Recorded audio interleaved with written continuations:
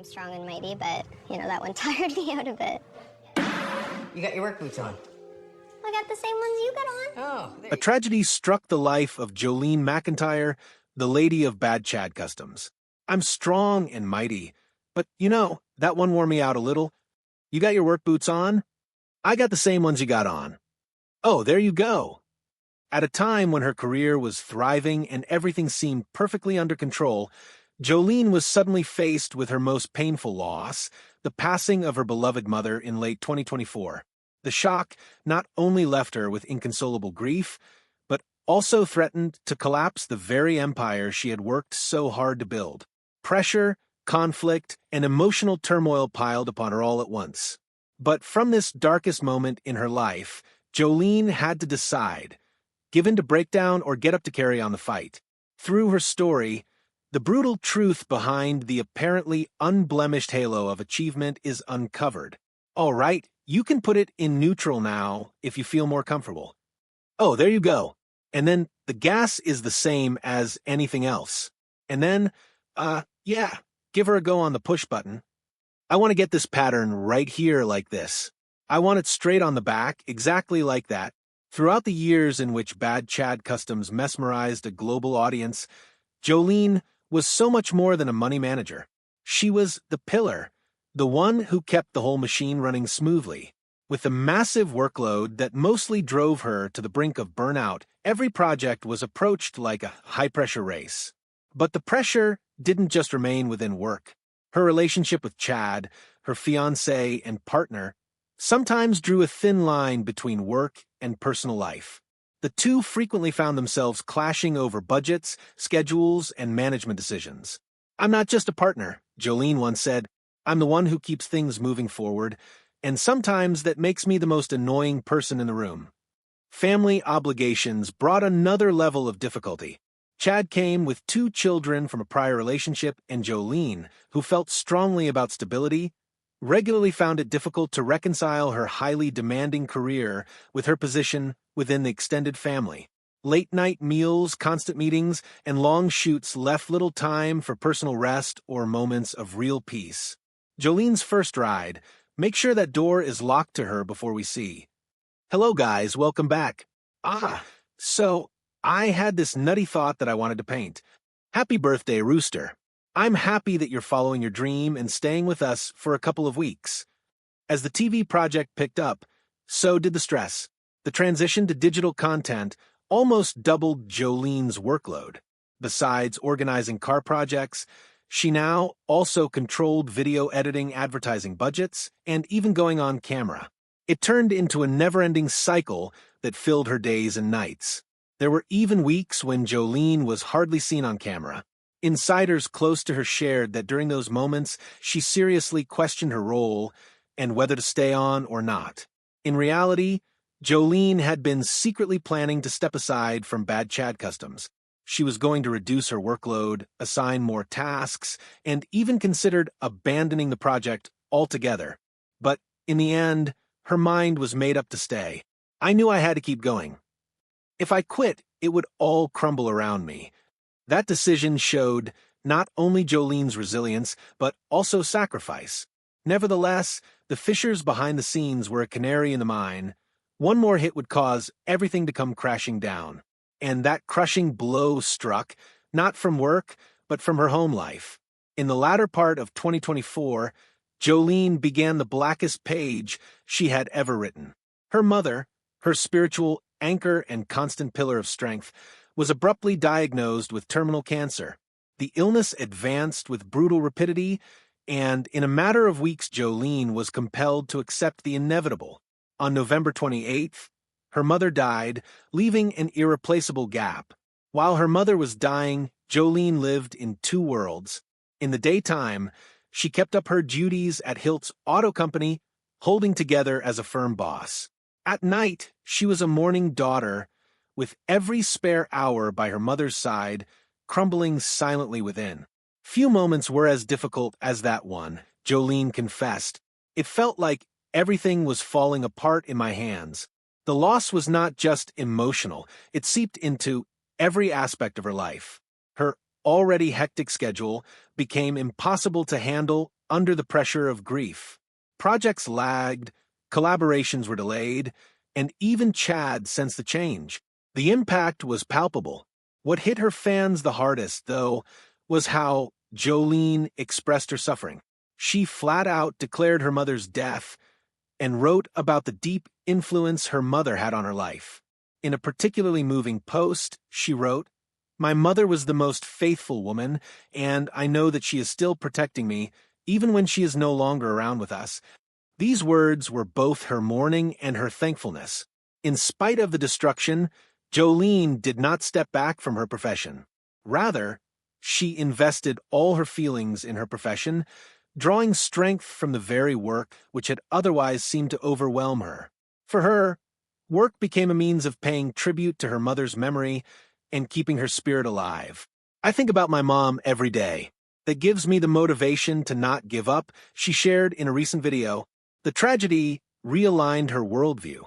Where she had been driven nearly all of the time by work, she started to prioritize family, simple pleasures, and deep relationships. Vacationing with Chad and the team, family holidays, and calm moments became treasured priorities. Although she was still dedicated to expanding the brand, losing 2024 reformed Jolene into an even stronger, more resilient person. The suffering was unmistakable, yet through it all, Jolene found a personal resilience she never knew existed. She demonstrated that even in the midst of great tragedy, she could survive, persevere, and reemerge. Her story had begun again, returning her to where she started, the same fire in her belly from growing up in Nova Scotia into the world of stretch limousines. Prior to becoming the familiar figure of Bad Chad Customs, Jolene Macintyre already established a strong foundation of information, discipline, and willpower. She was born in Centerville, Nova Scotia, and grew up in a family setting where hard work, toughness, and perseverance were being instilled in her. Jolene showed her strength early on through sports, particularly soccer. She was not only a part-time player, she was a star on her college team, where her discipline, focus, and pressure cooker performance skills were on full display. These are skills that she would later find invaluable in her career, skills that would serve her well in the pressure cooker world of high-stakes custom automotive projects. But Jolene's career didn't end on the athletic field. She approached academic life with the same seriousness. She earned her Bachelor of Commerce from St. Mary's University with a finance major. Her education provided her with the business skills and financial management techniques required for managing large projects and making difficult economic choices. Concurrently, she studied kinesiology, which provided her with hands-on knowledge of health movement and workplace safety, information that would be invaluable in maintaining efficiency and safety in the garage setting. After completing her education, Jolene worked in a local bar. It was initially a temporary job, but it became a turning point that changed her life. During this period, she visited a car show within walking distance of her workplace and met Chad Hiltz for the first time. It was the start of a remarkable adventure, both in her life and in her career. From being simply an auto enthusiast, Jolene soon found herself Chad's business partner in building Green Goblin Customs, the forerunner to what would eventually become Hiltz Auto Company. It wasn't long before the business partnership grew into an intimate relationship. The two were engaged within a year of their first meeting, and they staged their romance on the foundation of love and desire. In the shop, Jolene was the spark that kept everything running smoothly. She handled finances, scheduled calendars, administered projects, and saw to it that each build had a particular level of quality. Beyond the garage, she worked on branding, public image, and growing their reach. Her keen eye for the media made Chad's work reach more people. A defining moment was when Chad created a replica Bugatti out of scrap metal. Jolene videoed and posted it online, and it spread like wildfire. That viral popularity led to the Discovery Channel catapulting Bad Chad Customs from a garage on Main Street to global recognition. Her capacity for identifying opportunity and using media proved to be everything. Jolene wasn't merely Chad's business partner. She was the visionary and planner who turned their business into a known international brand. Starting Green Goblin Customs with Chad altered the direction of her life entirely, taking her from a newly minted college graduate to a well-respected business manager in an extremely competitive field. The garage became a tourist attraction in Canning, Nova Scotia, under her leadership. What set Jolene apart was her equilibrium.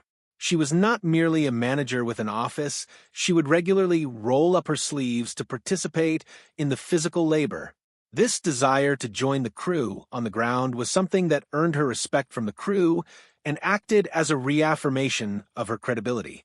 Her sound educational foundation, athletic dedication, and hands-on participation ensured that she was not only an executive leader, but also an integral part of the creative process. From her home life and schooling to her increasing interest in custom vehicles, Jolene established a solid foundation for herself. That foundation would eventually serve her well to step into the limelight with Bad Chad Customs, propelling her into both her greatest level of success as well as some of the most difficult times of her life. Jolene Macintyre's professional life skyrocketed when Bad Chad Customs premiered on the Discovery Channel. What started as a garage in Nova Scotia became a household name around the globe. The team's creative technique of creating one-of-a-kind vehicles out of junk parts fascinated audiences and attracted millions of followers. On the surface, it seemed like an overnight sensation, but in reality, it was a day-to-day struggle of hard work, accuracy, and Jolene's tireless push. Her contribution to the success of the show extended far beyond showing up in front of the camera. Jolene ended up being the go-to person who held the whole project together. She managed budgets, coordinated schedules, and solved issues as they came up. People who worked with her acknowledged that without Jolene's persistence and organizational abilities, many projects would have never been finished on schedule. The popularity explosion of the show can be attributed to the viral video that Jolene had shared years before, the Bugatti replica, that was proof of her vision for the media and storytelling prowess. On TV, she incorporated her professionalism into Chad's improvisational techniques, striking a balance between raw creativity and feasible planning. This juxtaposition provided Bad Chad Customs with entertainment value and technical merit. But success had a cost. The TV glare came at a price, and Jolene's schedule accelerated out of control. Non-stop shoots, non-stop production demands, and tight expectations put her under constant pressure. More than once, she was forced to make unpopular decisions in order to get projects completed, even if it involved giving up her personal